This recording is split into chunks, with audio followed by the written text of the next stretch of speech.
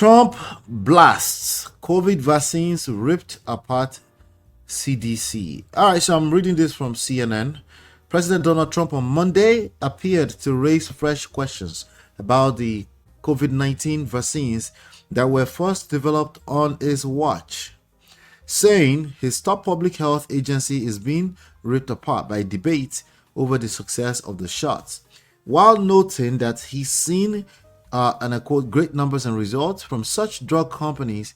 Trump demanded they prove publicly that vaccines are effective in combating COVID and questioned whether unspecified data was being withheld from the public. And I quote, I want them to show them now to CDC and the public and clear up this mess one way or the other.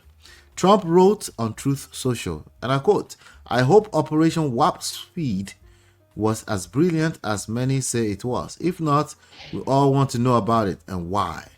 The post represented Trump's first public comment about the U.S. Centers for Disease Control and Prevention since the agency's former director, Dr. Susan Munares, was abruptly fired on Wednesday, less than a month into her tenure and a dispute over vaccine policy. And it was yet another example of Trump trying to walk a narrow line between touting what he has at times called his greatest accomplishment, the rapid development of the COVID vaccine in 2020 during the first term, and embracing the vaccine skepticism popular with his MAGA base and promoted by his top health official, U.S. Health and Human Services Secretary Robert F. Kennedy Jr. And I quote, many people think they are a miracle that saved millions of lives. Others disagree.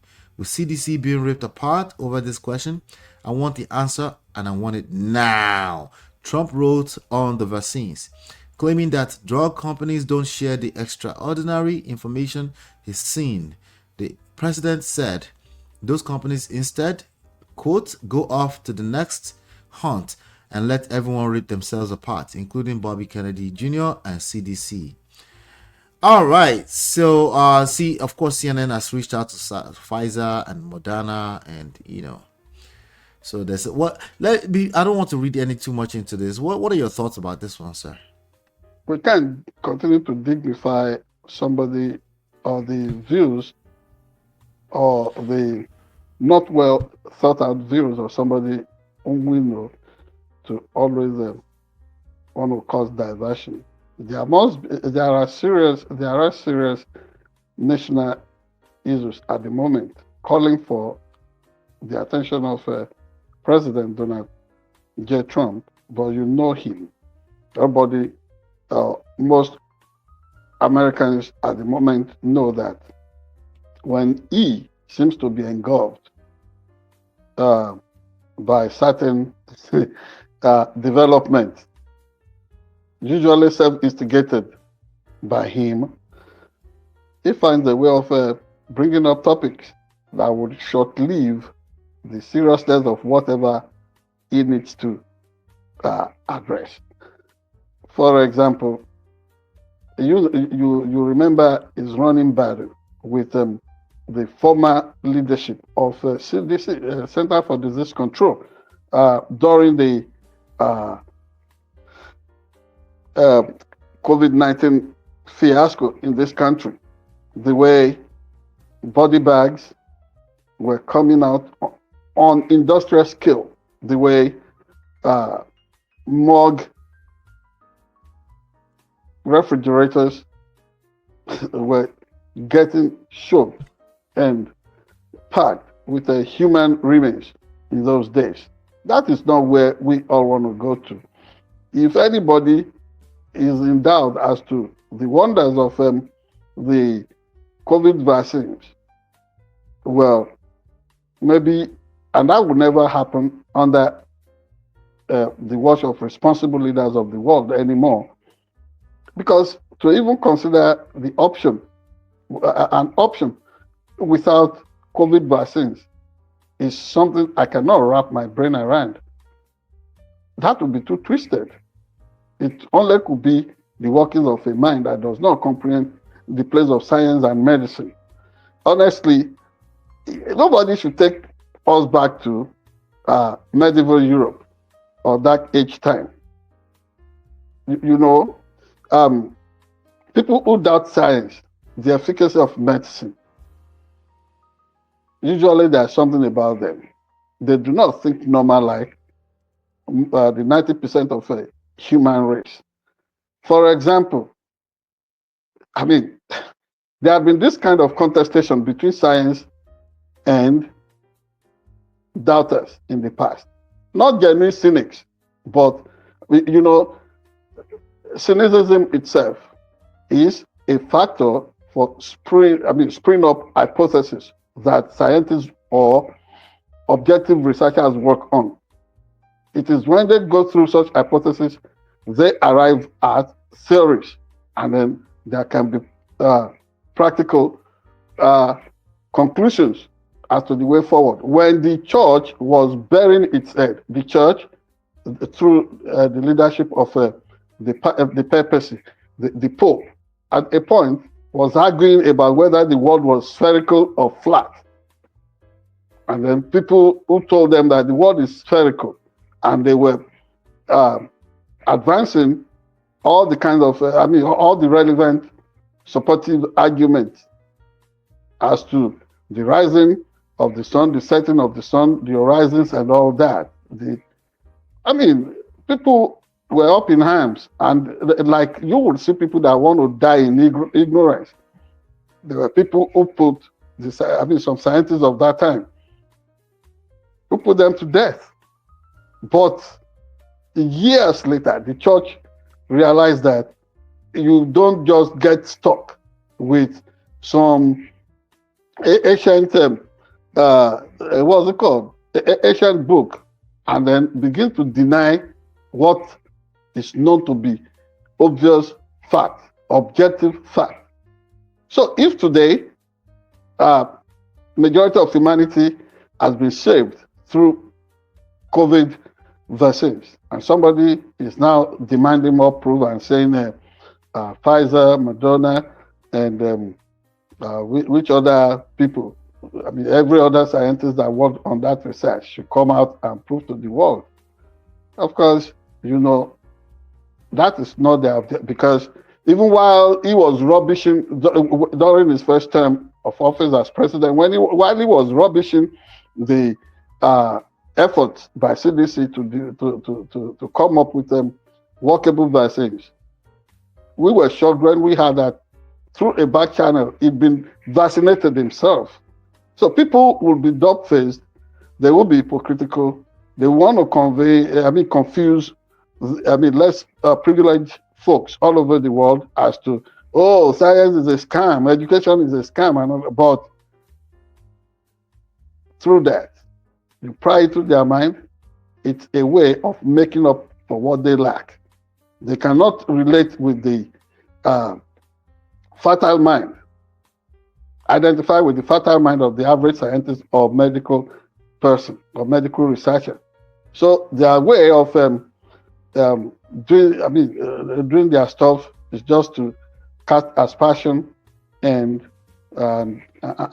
rubbish genuine accomplishments. The real issues at hand would be the kind of ruling that was obtained last weekend, stopping an aeroplane somewhere in Texas from taking illegally underage children or children that are not yet up to that age to be deported illegally to places like Guatemala and all those other things that have been visited, things that are so extreme, bordering on facade of democracy in this country. Those are the real issues at hand here. Having to pressurize CDC leadership, apart from the toll of death attending some of the erratic, lunatic, and irrational decisions of this present administration in the US at the moment, where preventable diseases are killing people all over the world. Are you talking of HIV/AIDS? Are you talking of possibility of what's it called? COVID itself having a resurge and other things going on all over the world. Nobody wants to talk about that. Or the suspected corruption and fraud underlining the negotiations between the warring, what's it called? The warring hawks all over the world concerning Ukraine and Russia.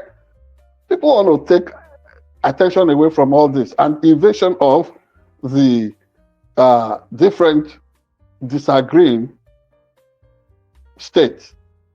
Well, let me throw you a curveball on that one. Particularly states that have been controlled by Democrats, invading the streets with the unnecessary mobilization of National Guard, or what's it called? Let me throw you a quick curveball on that one.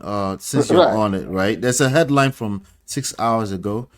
Says 54 shot over a weekend in Chicago as governor rejects Trump's threats to send in National Guard. This is was published by ABC News. What do you have to say about that?